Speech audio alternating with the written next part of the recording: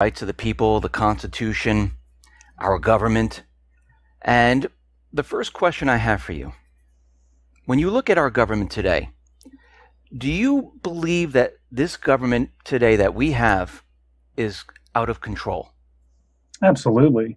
In a lot of different regards. We look at, for instance, constitutionally authorized function. And in that regard, we have to understand that our current government isn't following any sort of constitutionally authorized function unless it fits some sort of agenda. And that seems to be, I don't know, fluid, temporary, which is unfortunate. But even down to the way they approach things. For instance, just recently we saw that Obama unilaterally attempted to ratify that Paris Climate Accord without Senate approval. I mean, clearly that is a violation of the Constitution. And this list, I mean, that's just a recent example, but that list is very long and complete, not only violation of the Constitution, but in complete disregard to the people's power. So let me ask you this. Why do you think the government is overreaching right now? I mean, what's your opinion on that? I would imagine it's a couple different things. One, because the people in mass, I think, are ignorant of their responsibility, and a lot of that has to do with education, which could also be pointed towards government. But people have kind of lost touch with their power. One of the things that we often hear is that my vote doesn't count, or things along that line. And I think, again, that kind of illustrates the point that people have lost touch with their responsibility and the power that the individual has, let alone groups.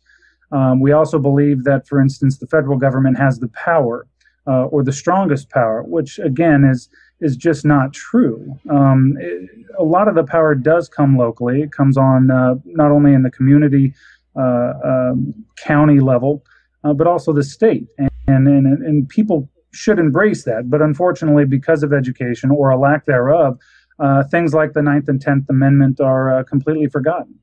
Yeah, and what's funny is that when you were talking about Obama and him, kind of going around Congress, we've seen this a lot with the Second Amendment, with gun control, where he continually writes these executive orders where he's trying to go around Congress. I know there's a couple of bills in Congress right now where they're trying to push them. There's gun legislation. And I also know we have the UN Arms Treaty where John Kerry has already signed it, and we know that they would love to get that through the Senate, and we know the president would sign it no problem. Sure. But and what's interesting about that is, again, people, and I continue to point a finger at education, people no longer live by definition. A lot of people are worried about, licenses or registrations and stuff like that. Well, if you look at the definition of license or permit, by definition, it's official permission for something that would otherwise be illegal.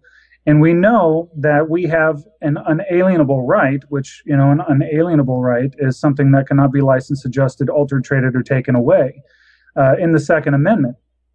So if that cannot be licensed, adjusted, altered, or traded, or taken away, why do we allow ourselves to get official permission for something that is clearly legal in regard to the Constitution? And this ignorance allows us to perpetuate the perception that the federal government has the power that it does, when the reality is that the people are supposed to have that power, but that's not being taught. And so, that's where we get somebody who feels like they can bypass constitutionally authorized function and sign accords, treaties, or bills, laws that somehow restrict our rights, be it the Second Amendment, the First, the Fourth, the Fifth, whatever.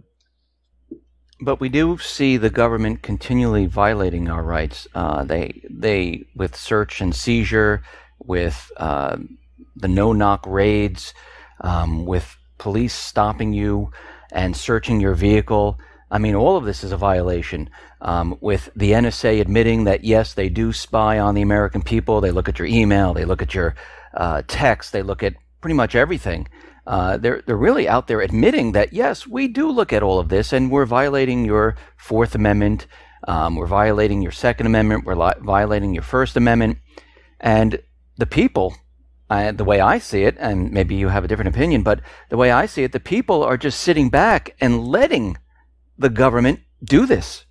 It's true. But in Reloaded, I talk about and I demonstrate, I provide 2 or 3 examples for every right in the Bill of Rights.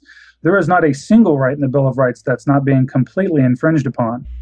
But again, here's something that I tell a lot of law enforcement and military personnel every time I have that conversation. I'll ask them a general question. What's Article 4, Section 4? What's the 8th Amendment? What's the 7th Amendment? And of course, the standard reaction is, I don't know. Well, my question, not only to military and law enforcement, but to also anybody who is going to exercise any kind of power in this republic, is how can you support, defend, or pledge allegiance to a document you do not know?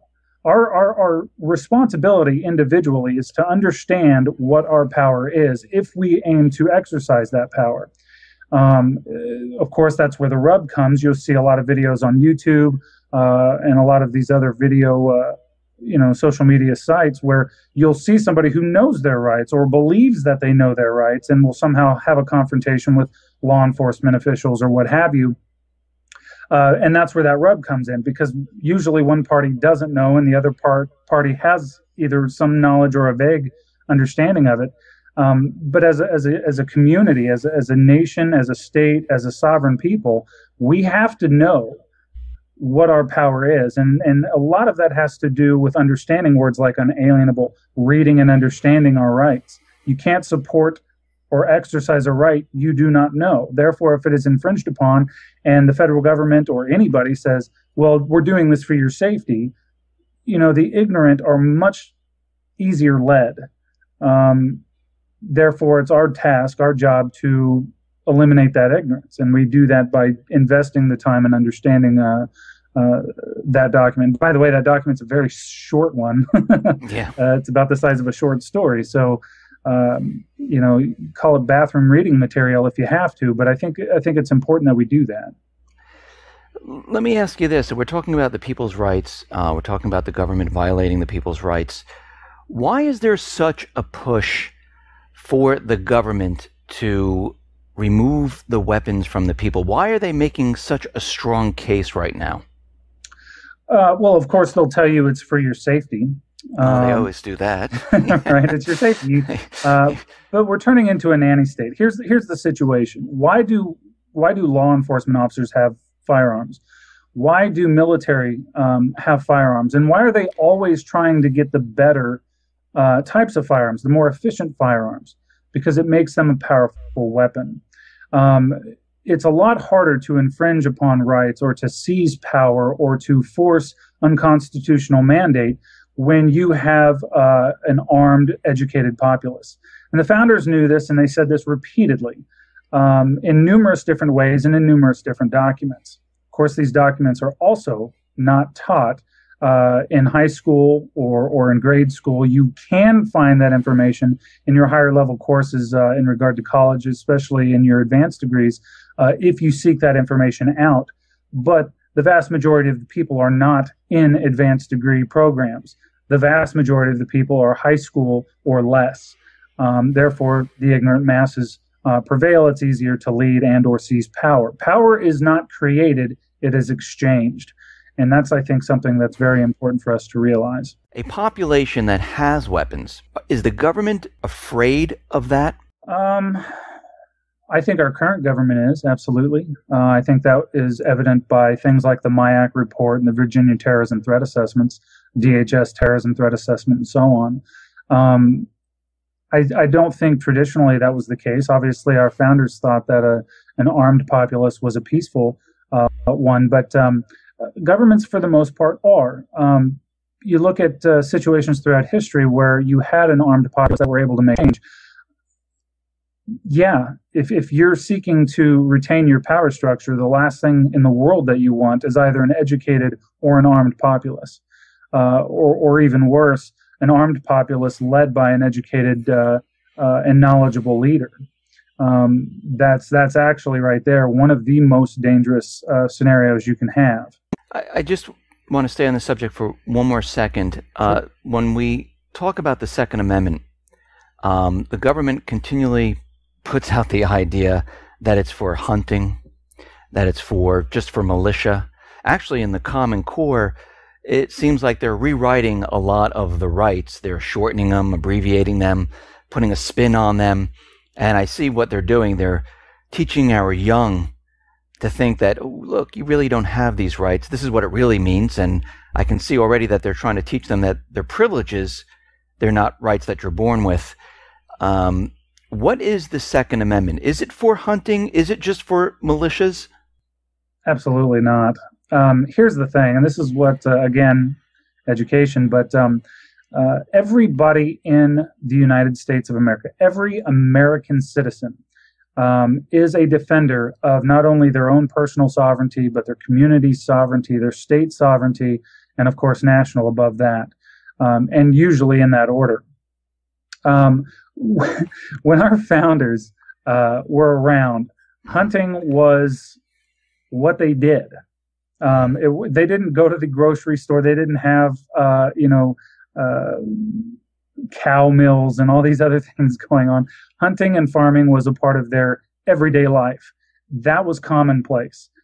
It did not need to be delineated that, hey, you can go ahead and feed yourself. I mean, that would be a ridiculous notion. We had a situation with an overbearing authoritarian government, and it was made absolutely and abundantly clear that the reason for the Second Amendment was to protect ourselves for the security of a free state. If you want a free state, this is what it's for. And it's funny because a lot of people, well, we should limit this, we should do this. Well, the limitation was actually written into the Second Amendment in the words keep and bear. If you look at the definitions of those words, again, living by definition, we understand that it's what you can carry on your person. You have to understand the verbiage and the definitions of that time. It's an interesting story about Webster, who actually got involved with writing a dictionary for this effort. But it's what you can carry on your person. And this was seen, and the reason for it was seen and reiterated numerous times, even through Andrew Jackson. Well, even further beyond that. I mean, you can go back into Lincoln, and even still recently, as recent as what was it, just a year or two ago, a district court judge appointed by Bill Clinton, said that you can't actually exercise your right to keep and bear arms without actually owning one. And the funny thing is that when you look at the weaponry of that time, there were assault weapons. They encouraged you to own cannons if you could afford them. In fact, to the point to where during Andrew Jackson's time, when he was dealing with his battles, he actually had to recruit pirates because pirates had their cannons and they had all the things that were eventually sold off to the criminals. So, no, the idea that it's for hunting or for sport is asinine to say the least. Clearly, it is for the security of a free state, and clearly, it is in defense of sovereignty against all enemies, foreign and domestic. I mean, that's abundantly clear. And I think that, in fact, I dedicated an entire chapter to the Second Amendment, trying to delineate and disprove all of the things that have basically been, lied about in regard to the Second Amendment. So let's take everything that we just said and look at the country as a whole. We're seeing a lot of police activity where they're being very violent against the people. Are we headed into some type of police state right now? Why are we seeing this violence against everyday people? Well, all right, let's start with police state for a second. A police state, by definition, is a totalitarian state controlled by a political police force that secretly supervises the citizens' activities. The question we have to ask now is, do we have that? I would say that we do. I would say that we do in a lot of different ways. I would say that we do in numerous different levels. And let's also think, too, about some of the basic laws that are put in place that are in direct violation of personal liberty. A simple one would be like seatbelt laws. Oh, they're here to protect us and blah, blah, blah, blah, blah. Perhaps, but I can still get on a motorcycle in my state without a helmet and fly down the road, and nobody says a thing. But if I'm not wearing a seatbelt, I can be driving down the road and get pulled over and taxed for it. And you'll notice, too, that I don't say fine, I don't say a ticket, I say tax.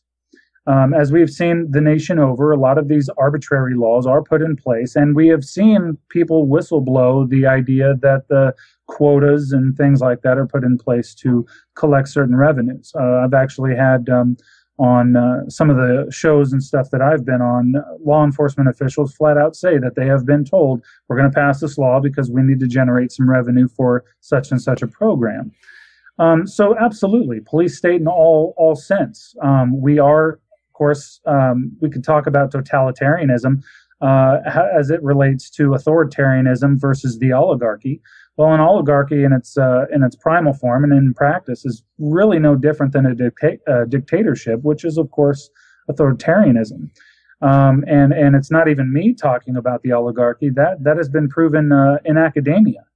So, yes, by definition alone, not to mention in practice, yes, we are definitely in a police state, and it's unfortunate because, again, these people have sworn an oath to uphold and defend the Constitution against all enemies, foreign and domestic, but yet they are ignorant of the document that they've sworn to uphold and defend, and they are in practice, proactively in violation of it on a daily basis.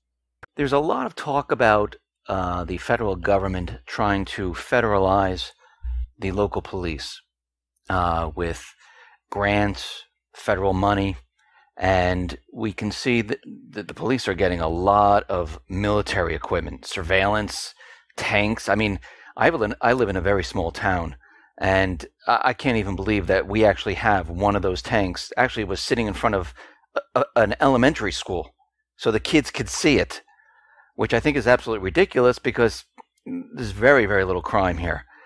And it's unbelievable that, these local police are getting this type of equipment. What in the world are they expecting to have? I mean, what I see, I'm looking at this tank. It has a gun turret on top, and it's just, what are they expecting to happen? Well, and I referenced this a little earlier, when we look at the MIAC report, when we look at the Virginia Terrorism Threat Assessment or the Department of Homeland Security's Terrorism Threat Assessment, we see very clearly that they see the American people as a threat, specifically those who believe in popular sovereignty, constitutionalism, things of that nature. But then again, we have to also understand, too, that there's been an agenda at play over on the other side. So, yeah, fear, rule by fear, kind of an iron fist, if you will. But one of the things that we also need to throw into that mix is the difference between a police officer and a sheriff. It's interesting. A lot of people don't question how police are put into place or what their job is. And I often try to tell people, look, the highest authority, law enforcement authority in your county is your sheriff. And even the police, for the most part, depending on the state, I believe, have to swear an oath to the sheriff. Let's also look at this. What do police do? They control bylaws, right? Codes. Mm-hmm. They do overlap into some what I would call universal law. But a sheriff, for instance, I apologize for the brashness of the following statement here, but I think it proves the point. If you're in your city, more than likely, you've got laws against public urination. But so if you happen to urinate in a public space in the city, you might get arrested or fined for it. But if you're out in the county and the sheriff comes by and you're urinating on a tree, he's likely to wave at you because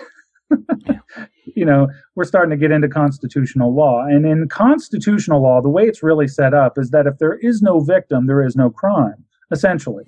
You do whatever it is that you want to do. I'll do whatever it is that I want to do. And as long as I don't infringe upon your rights or you don't infringe upon mine, we're good. And we can have commerce and everything's fine. But when we start delineating certain codes, bylaws, and things like that to participate in this certain city or township, all of a sudden we're going to get taxed like crazy for that participation.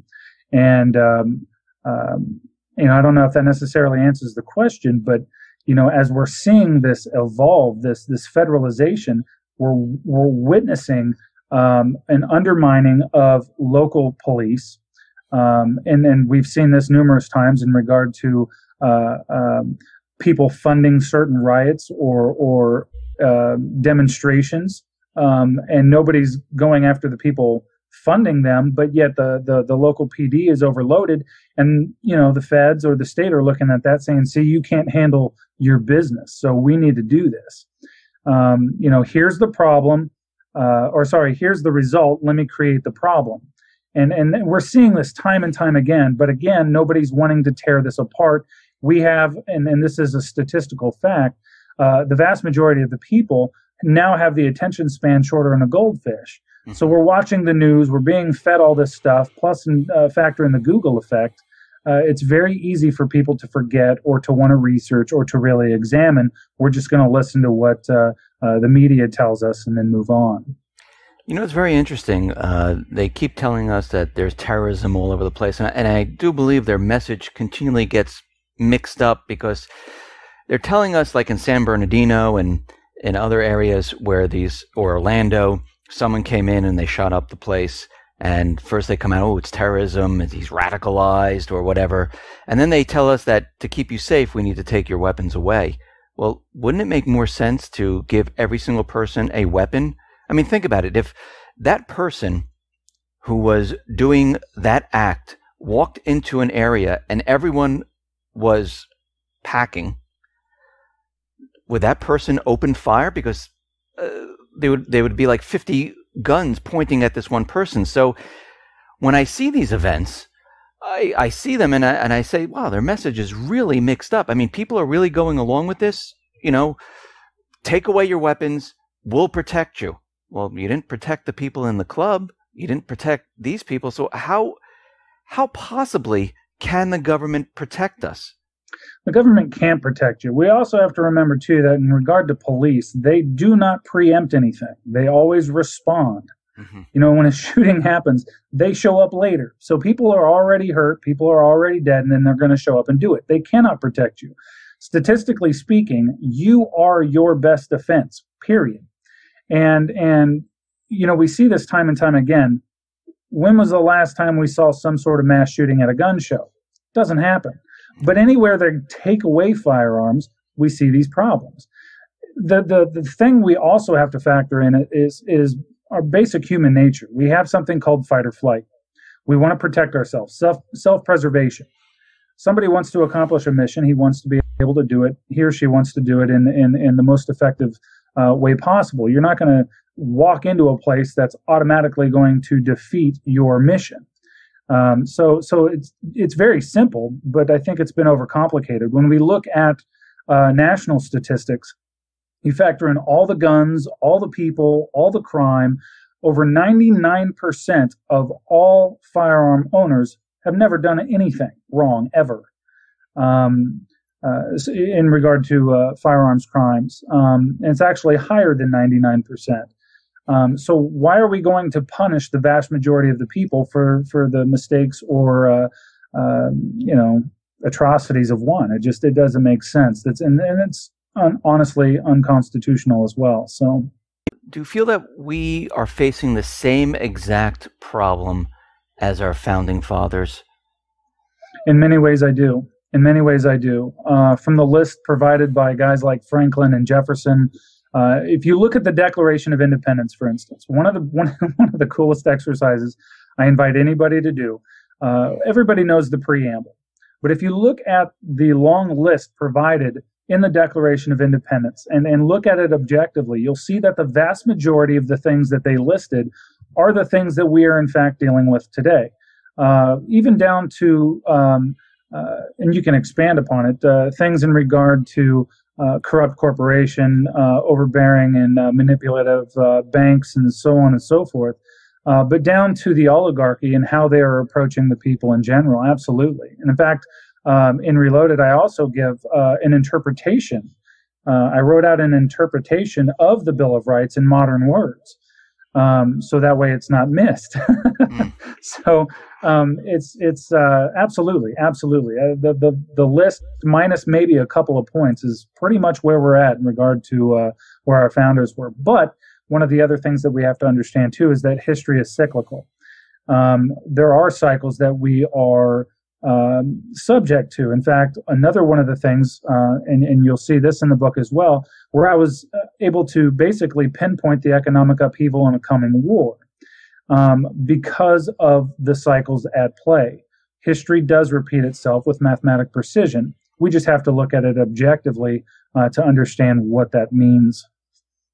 So when you say cyclical and you're talking about the economy and war, you're saying the upcoming economic problem and an upcoming war that is approaching? Absolutely. So you do believe that we're going to have some type of economic problem in this country? Absolutely. One of the things that I do, I analyze financial elements in regard to economic trends, GDP, so on and so forth. Mm-hmm. And in fact, I released a 2016 mid-year economic update what was it, last month before, and basically showed projection in regard to where the trends are. For instance, and kind of expose some of the lies that we're being told. Right now, for instance, we're being told that the housing market's booming, everything's great. Well, housing ownership's actually the worst it's been in over 40 years. So when we look at the reality of the situation and then, of course, apply history to it, we start to see a couple of interesting trends. One of the things that I've been able to pull out is a 60-10-10 split in regard to those cycles. For instance, the Currency Act and Industrial Revolution into the Revolutionary War. Then, of course, a lull. And then, of course, the switch from canals into railroad technology, things of that nature, into the Civil War, then a lull. Then, of course, the economic manipulations, Black Friday, Great Depression into World War II, and then a lull. And then we start looking at, like, for instance, 2007, 2008, and then follow projection into where we are now. One of the things that came out by Hugh the other day was that, look, when trade starts to break down, wars begin. And now we're starting to see not only a dollar issue, we're seeing an inflationary issue, we're seeing a bank issue, we're seeing a debt issue, a GDP issue, an unemployment issue, although I know the mainstream media would like to continue to quote U3 numbers, which is unfortunate. But when we look at the real numbers in correlation to, for instance, say participation rates, we're starting to see a horrible economic trend. In fact, the central banks recently just said that they're pretty much running out of options, and they're looking to governments to try and fill that void. Well, look at what's going on now. We're starting to see China and Russia and Iran and everybody start to work together. NATO's been, saying, look, we've got some massive issues.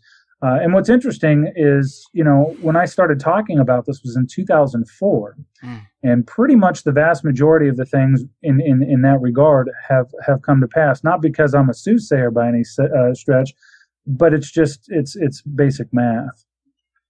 So do you think, looking back out of everything that we said, do you think because of the economy breaking down, the system breaking down, the government is out of control, and as they can see everything continually deteriorate, they're saying to themselves, okay, we're going to have, maybe riots. Maybe we're going to have people are going to try to get rid of us. Do you think this is why we see what is happening in the government right now, where they're trying to take away weapons, they're trying to control the people, control your thoughts? They're just trying to keep control of their position because of what is happening in the economy.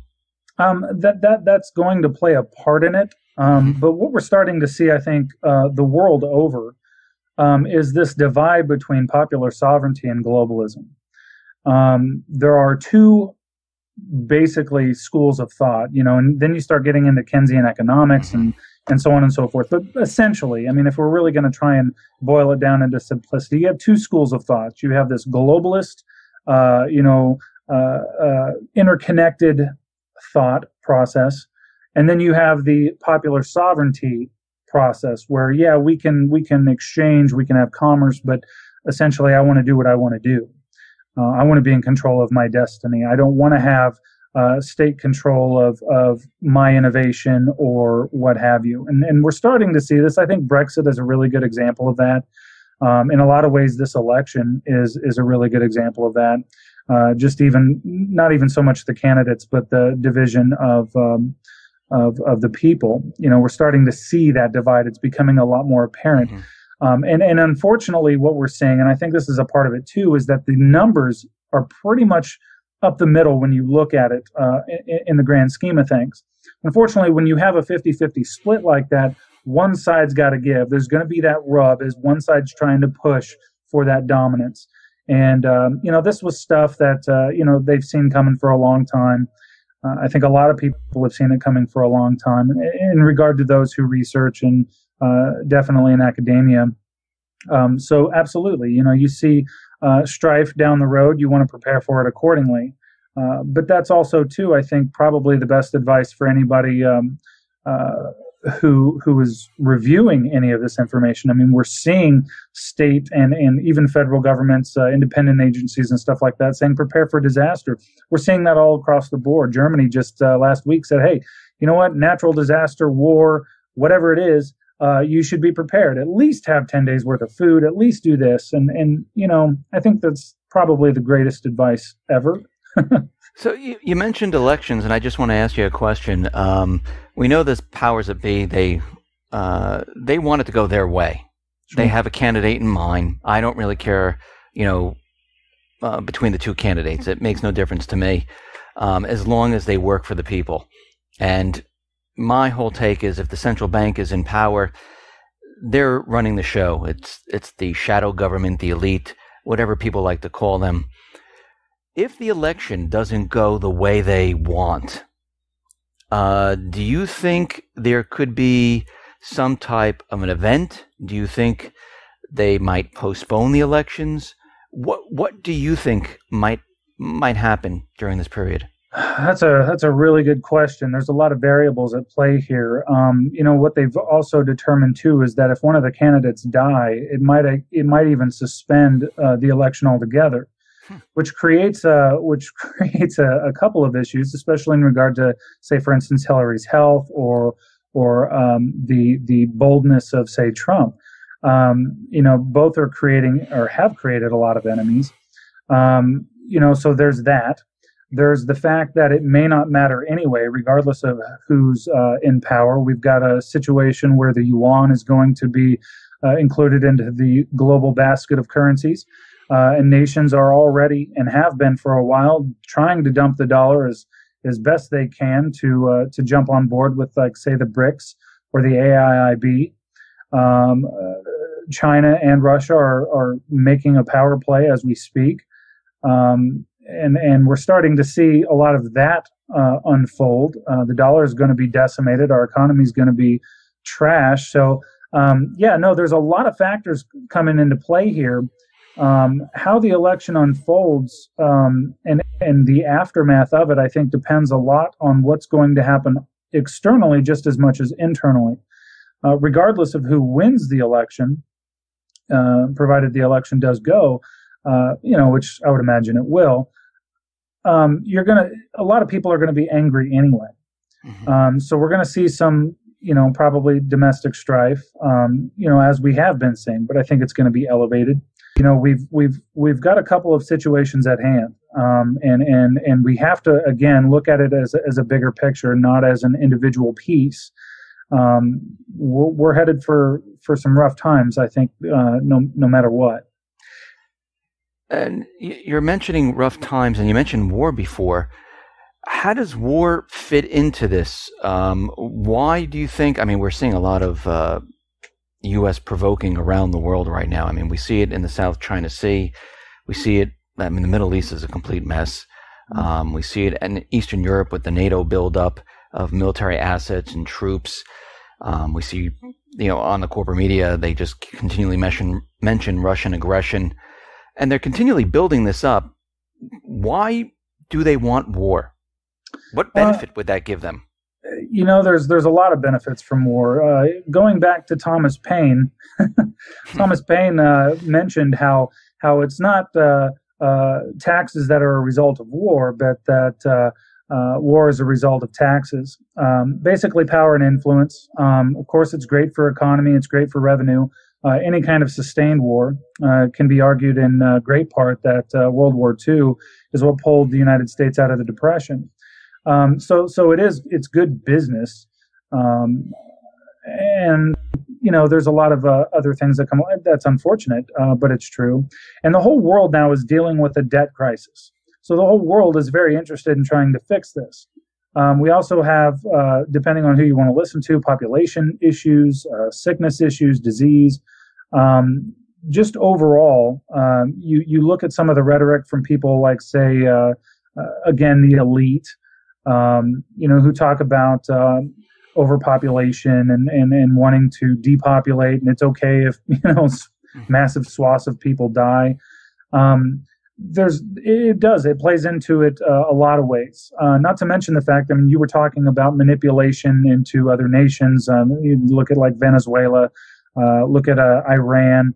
I mean, nobody wanted to question. Well, I shouldn't say nobody, but quite a few people didn't want to question. For instance, the 1.7 billion handed over to Iran recently. What are they going to do with that? Look at their threats, look at their rhetoric. What do you think they're going to do with that? Look at their affiliation with, say, for instance, Russia, Bashar al-Assad. Look at the triumvirate there. Look at Turkey. Look at China, North Korea, Venezuela for a great portion, not to mention a lot of other South American countries. You look at kind of this divide, this geopolitical divide, and we start to see that difference of manipulation versus leave me alone kind of a thing. And people are upset all over the world, not just at the United States, but also the debt, also the poverty, all of these things. Tensions are rising accordingly. And, I think that it's just a result, again, not only to mention the cycles of it, but just even basic logic and cause and effect in that regard. Russia is powering up for a war. China is powering up for a war. They've been saying it for a while. In fact, even some of our own military, former military leaders have now within the last week said that war with these people are inevitable. So to me, it's not even a question of if, it's a matter of when. When is going to be the ideal time to do it? How it's going to play out. And according to my models, it shows four major sections. It shows the Baltics, it shows the Middle East in through the Horn of Africa, the South Pacific, and then eventually the United States itself.